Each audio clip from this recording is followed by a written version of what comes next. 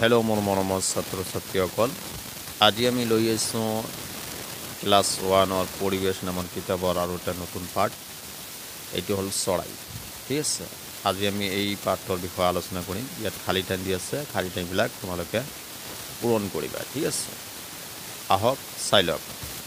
ইয়াত কোৱা আছে 1 নম্বৰ যিটো কুৱেশ্যন আছে, দহি কতৰা চৰাইৰ পাখিৰ ৰং কি?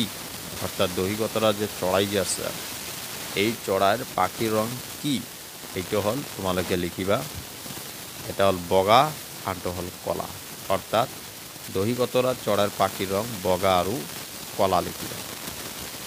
তাৰপিছত কোৱা হৈছে তোমাৰ 2 নম্বৰটো। ঠিক আছে, তাৰপিছত কোৱা হৈছে 2 নম্বৰ, শগুন, ঈগল, চিলনী আদিয়ে দেশ চৰাই অৰ্থাৎ শস্যভোজী নে মাংসাহাৰী?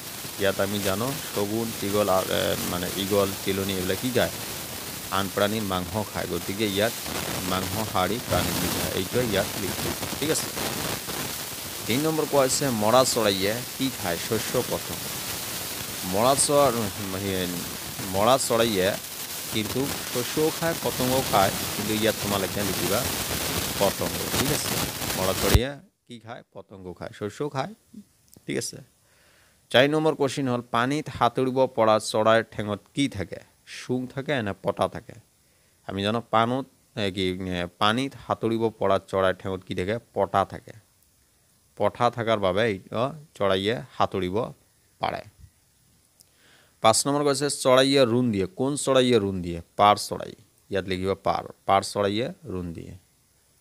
তাৰপিছত কোৱা হৈছে 6 নম্বৰ। ঠিক আছে, 6 নম্বৰ কোৱা আছে খোপা বন্ধা চৰাইৰ আন এটা নাম কি? এইটো তোমালোকে লিখিবা বুলবুলি। খোপা বন্ধা চৰাইৰ আন এটা নাম বুলবুলি। 7 নম্বৰ কৈছে চৰাই বৰফত থাকে।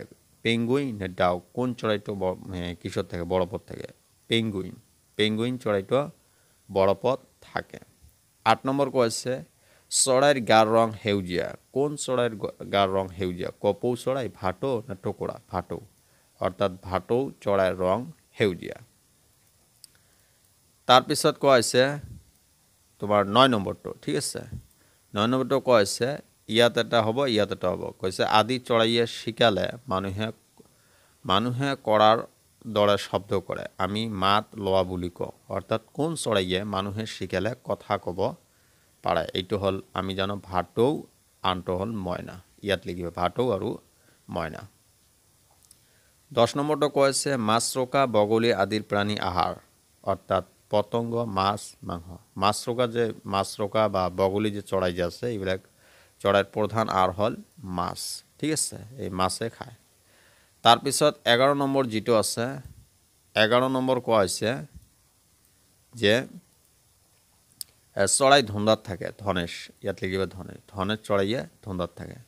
চৰাইয়ে ৰাতিহে দেখে। কি চৰাই ৰাতি দেখে? ফেঁচা। আমি জানো ফেঁচা চৰাই ৰাতিহে দেখে। ঠিক আছে, ইয়াৰ পিছত 13 নম্বৰটো যি কৰিছে এইটো তোমালোকে নিজে কৰি ল'বা, নহ'লে মই পিছত এইটো দি দিম। ঠিক আছে, এইটো 11 নম্বৰ। ছবিত থকা কোন কেইটা চৰাই সহজে ঘৰচীয়া পুহিব পাৰি? ঠিক আছে, ছবিত থকা কোন কেইটা চৰাই আদি সাধাৰণতে ঘৰত থাকিয়ে দেখোঁ?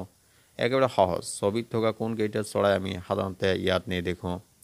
5 বিধ মাংসাহাৰী, 5 বিধ শস্য খোৱা আৰু 5 বিধ পতংগ খোৱা চৰাইৰ নাম লিখা। এইবিলাক আমি পিছত কুৱেশ্যনৰ যে প্ৰশ্নৰ উত্তৰখিনি মই পিছত দি দিম। এই পৰিৱেশ নামৰ কিতাপৰ গোটেইখিনি কুৱেশ্যন মই এইটো কমপ্লিট হোৱাৰ পিছত গোটেইখিনি কুৱেশ্যনৰ প্ৰশ্নৰ উত্তৰ আমি দি দিম। তোমালোকে এইটো চাই ল'বা। ঠিক আছে, চ' আজি ইমানতেই। নেক্সটত আমি নেক্সট পাৰ্টটো আৰম্ভ কৰিম। ঠিক আছে।